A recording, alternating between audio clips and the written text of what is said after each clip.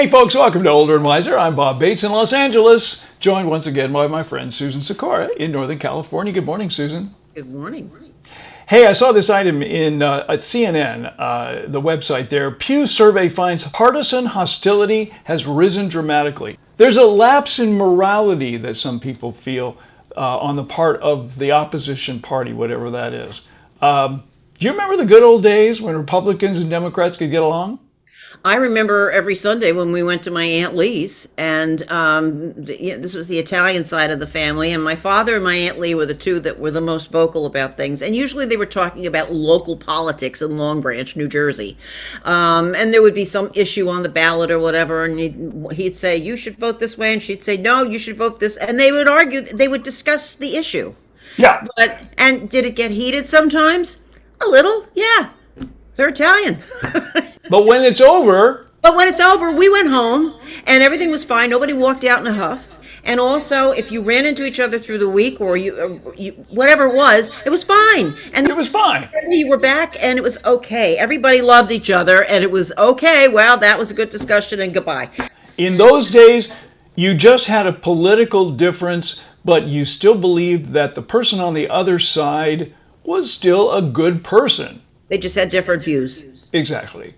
Today, things have changed a lot. According to this recent survey, Democrats describe Republicans as being more closed-minded, dishonest, immoral, and unintelligent than other Americans. And not surprisingly, the Republicans feel exactly the same way about the Democrats, except for one thing, they add lazy to the list.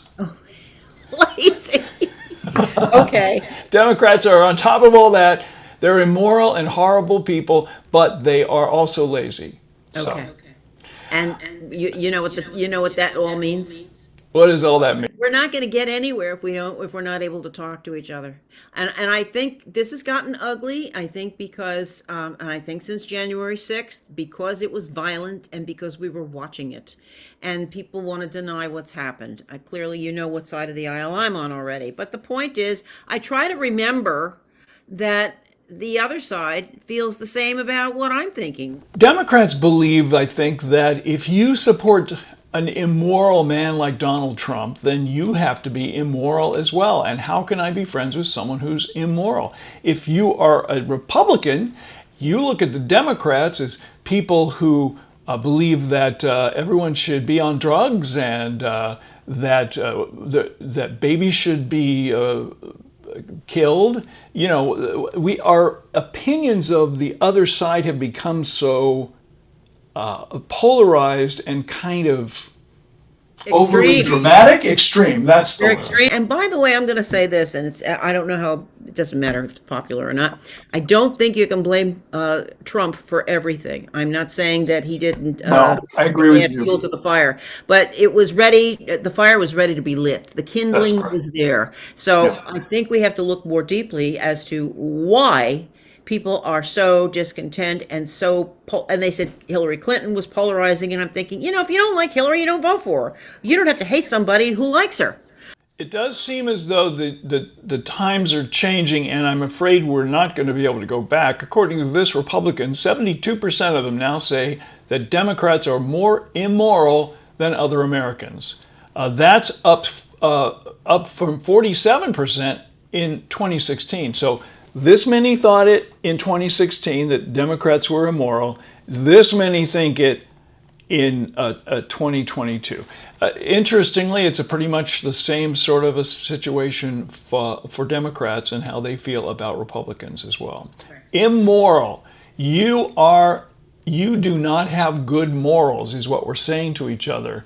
And boy, that's something that's really hard to take back. When things are not going well, and I think part of that is the economy, I think it's the haves and have-nots. I think a lot of it goes back to that. People look at what's going on in their lives, and they look for someone to blame, whether it's the president, whoever the president is in office, whether it's you're poor and you blame the rich, whether you're rich and you think the poor are sucking up everything they think they're entitled to, the immigrants. I mean, you name your group that you don't like, and these people are getting too much and I'm not getting enough. Well, maybe the reason you're not getting enough has nothing to do with any of these people, but Right. that's who you're blaming. And I think this is what has happened, except now we do it with a whole group of people. It's all your fault. Right, right, exactly. We are in our own camps. We are concerned about our own lives, and that's where we stand. And we feel powerless to fix it. Powerless to fix it. We're territorial about what we want, but we're also powerless to change anything, which is absolutely right. I remember in the old days, if your mom and dad were a Republican, then you were a Republican. I remember in high school, people would say, during the election season, well, what are you, a Republican or a Democrat? I didn't know, but my parents were Republicans, so I said I'm a Republican. That sticks with people through life. According to the survey, 40% of Republicans say one of the big reasons they're a Republican is because most of their friends and family are Republican. Mm-hmm. Yes, and I assumed for a long time that most of my family was Democrat. Now, first of all, I have to say, my parents were independents. They never signed on to one party or the other. But Interesting. But I think some of their voting was leaning Republican, and I don't know how much they understood about what they were doing. I'm not saying they were uneducated. They weren't. My mother's a high school graduate. My father went back to college and got his degree when he was an adult. And reading the papers. But the whole family voted Republican. I don't know. But I'm falling into this. I'll assume what I want about, and then I'm finding out in the last 6 or 7 years, what? You're a Republican? What? It's right. Like, Exactly. I think there's two people I can name on both sides of my family, my mother's side, my father's side, one on my mother's and one on my maybe three altogether, that are Democrat. According to this survey, it seems more common in a Republican family than Democratic families. 15% of Democrats say that they vote Democrat because most of their friends and family are also in the party. So it's lower among Democrats for some reason. If you're educated, and again, this goes to that, they think they're elite and they're better than we are. Okay, but the point is, if you went to college, and there's people who went to college and probably didn't crack a book in 4 years, I'm sure. That said, I think if you're educated, at least that you should either pick up a paper or read something online and read more than one source that's credible. Read more than one source that's credible. We could do a whole podcast about where people are getting their information, of course. Here's another thing that is never acknowledged, okay? It's the cost of these things. For example, okay, let's say you want to get the New York Times online. Well, now let's don't go down that. I know what you're going to say. It's expensive. But I'm just saying, here's the other side of that coin also, is that people are so busy working, they don't have time to read about stuff. So the quick way is to find out, what are your friends doing? How are your family members voting? And you think, well, I like them. I vote for them. I'm right. No, exactly. It's a quick fix, and it maybe is not giving you all the information you need. Right. A lot of people just aren't interested enough in politics to do the homework or really try to find out. It's just easier to hear what your relatives are doing, and you're easily swayed. No, it's absolutely right. Let's move on to our next topic today. According to this new survey, more than 40% of U.S. adults have returned to pre-COVID normal. 40%, that's almost half.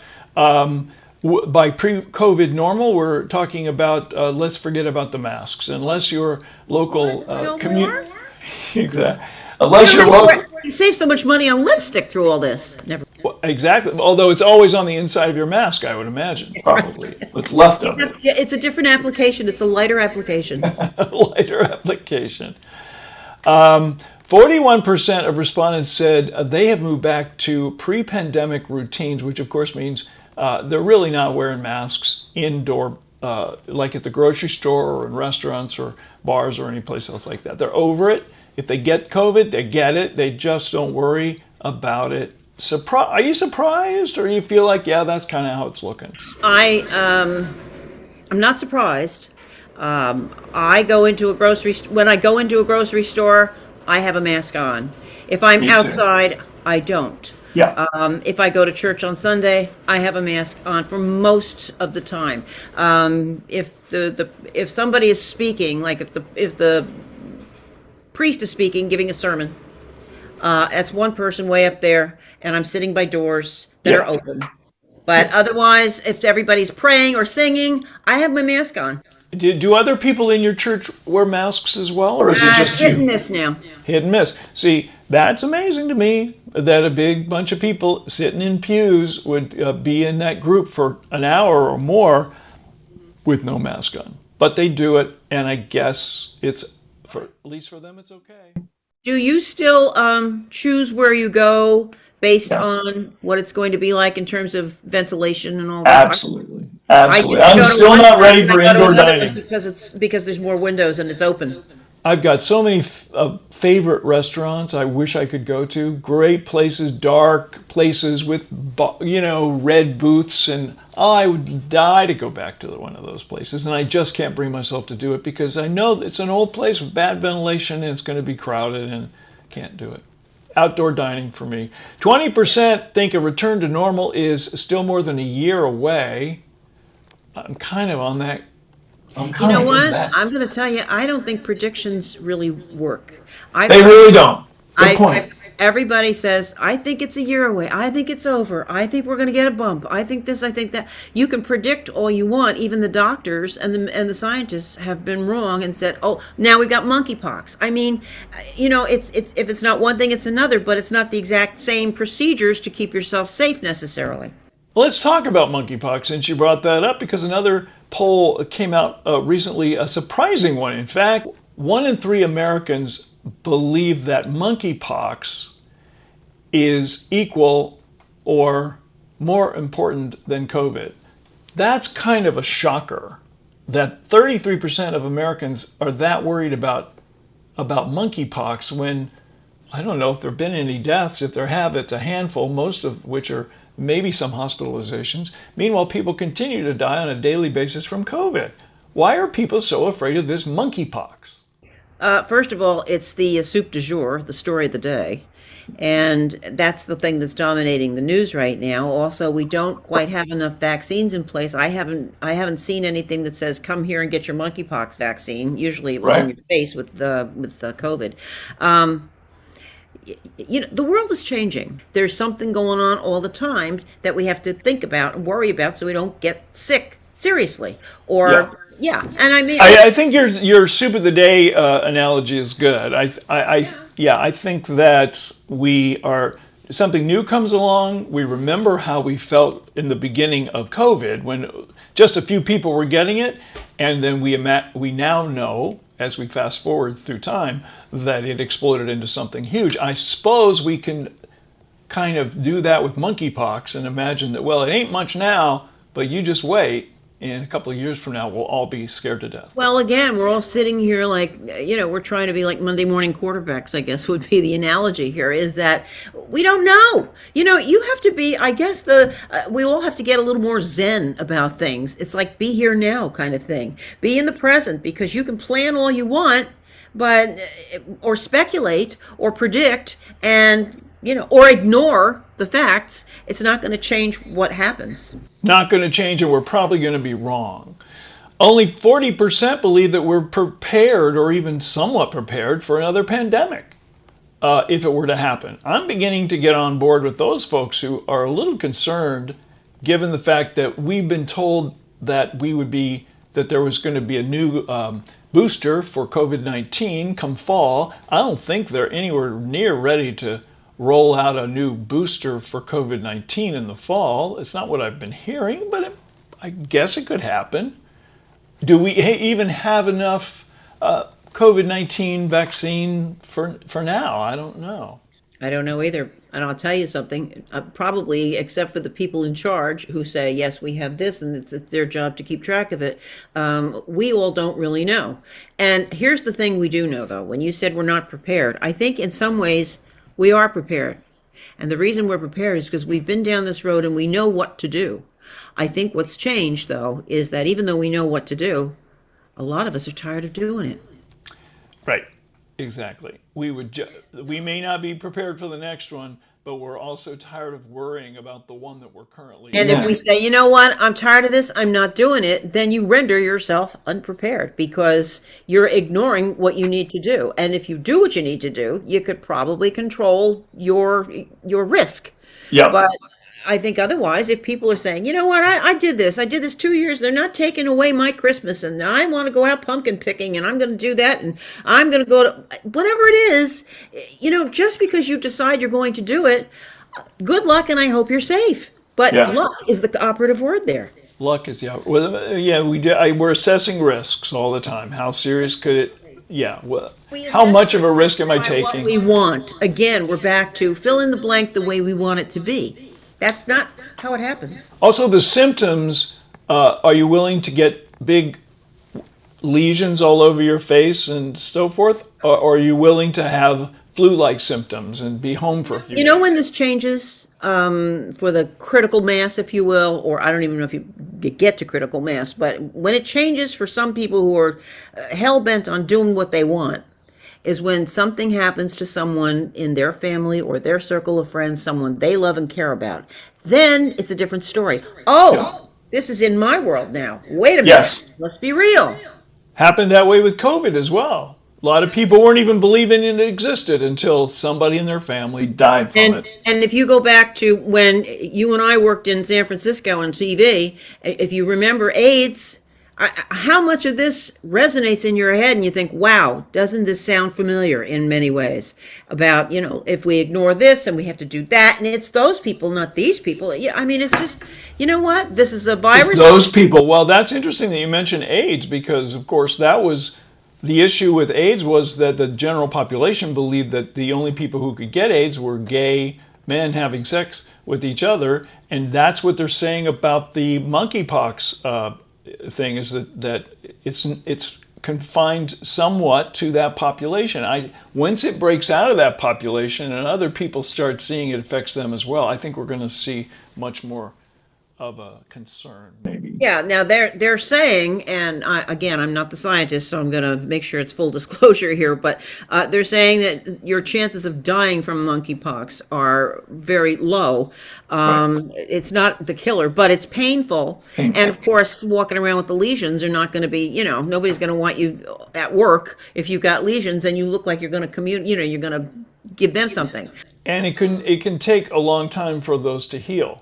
It isn't just it isn't the quick 10-day thing that the COVID-19 thing is. So, And once again, we are not known, I don't think in this country, if you want to generalize for 2 seconds here, we're not known for patience. patience. We have no patience. We We're want it fixed, and impatient. we We want it want fixed now. That we want it fixed yesterday, and let's move on. Let's move on. Speaking of let's move on to our next topic. I noticed this one, it was on cheatsheet.com. More and more people are using subtitles. By subtitles, I'm talking about on your Netflix and your Hulu. Like closed captions. Closed captioning, do you use those? Yeah, I wondered about that when I read that. I thought, do they mean closed captions? Because subtitles are like, I'm watching a movie in French, and if I'm not conversant in French, I'm not going to know what's going on. If I wouldn't remove those probably. But do you ever use subtitles just to understand what they're saying? Me too. Yes. We've turned it on a lot for British shows. Yes. Yeah, or if there's somebody in the cast who has a Scottish accent, or certain actors who kind of mumble their lines. Yeah. Or they speak too quickly. You would think old people would be the ones who are using closed captioning the most, but guess what? It's actually Gen Xers. It's what? No, you're right. Yeah, Actually, I was it's young people. Yeah. They're using it primarily because they're using smaller screens. They're watching things on their phones, and That's true too. Yeah. maybe See, in crowded places on the bus on the way to work or something. So the 73%, according to this, of Gen X respondents said they are using subtitles all the time. Interesting. Huh? Yeah, I think it's probably. I think you're right. It's got to be the small screen. To me, unless I need to see something on the news, or I don't know if there's some reason I have to entertain myself because I go to a doctor's appointment and they're going to be 3 hours late. I don't need to watch that stuff on a small screen, because if I'm going to watch Succession, I'm watching it on my big screen with my sound bar Right, on. certain shows deserve the big screen treatment. That is absolutely true. Although I will say this, the laptop. I find that if I watch something on my laptop, It's the picture is It's clearer, good. it's closer, and I can actually read the lips a little bit enough to not have to use the closed caption. Yeah, and you can get the screen real close. Okay, finally, we're running out of time. Final topic today. This item, the survey reveals how much Americans actually tip at restaurants. And according to this, 27% of Americans, this was the headline that killed me, 27% of Americans, that's a big chunk, say they tip 25% or more when the restaurant is good. I love them for doing it. I have don't yeah, 25% is a lot of money on top of the check that you've already done. 25% for, a fast food hamburger, maybe you can afford it, but then at that point, why? You wouldn't even probably tip for a fast food place, right? Right, because you're driving through most of the time. Yeah, but I think it's nice if you can do it, and it certainly helps the people who are weight persons. But I can't afford 25%. 20% for me is a stretch, and I always try to do that. yeah, 20% is kind of the norm, I think, and what most people do. 41% of Americans tip 20% or more. Then you add that to the 27% who tip 25% or more.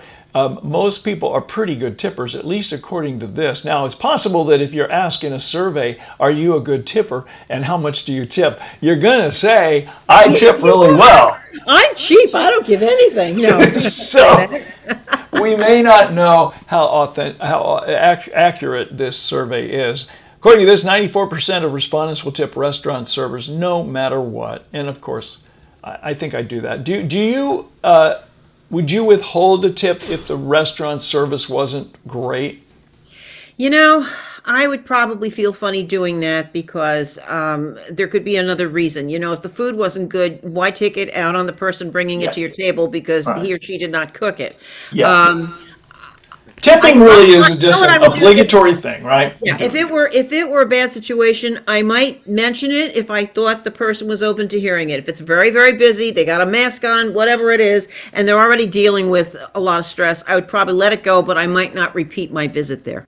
Exactly. Okay, we got to get out of here. Before we go, what is your final thought for the day, Susan? I don't know. We better find a way to talk to each other and listen. I think that's serious because if we don't, we just stay in these two extreme camps. Totally agree. Great thought for the day. I Let's don't see know if what the we. answer is, but I think we got to start somewhere because the more time that goes on, the worse it is. Absolutely. Try to listen to each other a little bit more. All right. Well, that'll about do it for us today, folks. We're glad you joined us for all the stuff that matters when you're 50 plus. Visit us at olderandwiser.com. We'll see you next time. Goodbye, Susan. Bye bye.